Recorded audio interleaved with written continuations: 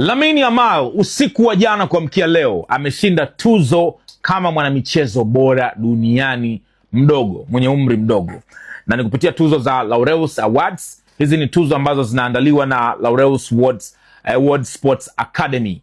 Wamekuwa wakiandaa hizi tuzo kila mwaka. So this year Lamine Yamal ameshinda kwenye hicho kipengele, na ukisikia ameshinda manake amewashinda wachezaji wengine wadogo kutoka katika michezo mingine kama tennis na michezo mingine yote duniani ambayo unaifahamu.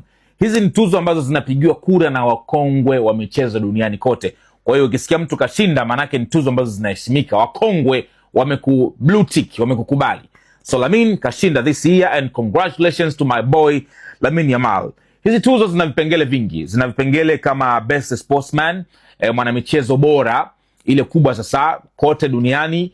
Ameshinda mtu wa tennis na anaitwa Carlos Alcaraz, ni mtu wa tennis, mchezaji wa tennis, na ipo pia ya wanawake. Lakini pia kuna kipengele cha team of the year ambapo PSG wameshinda hiki kipengele. Ukisikia wameshinda PSG manake wamezishinda pia timu za michezo mingine.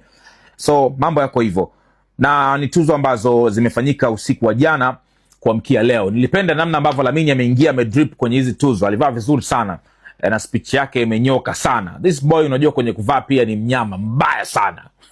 Masuala ya mlegezo tu ndo kitu ambacho imekuwa kama ni identity ya Lamine Yamal. Anyway, congratulations to my boy Lamine Yamal.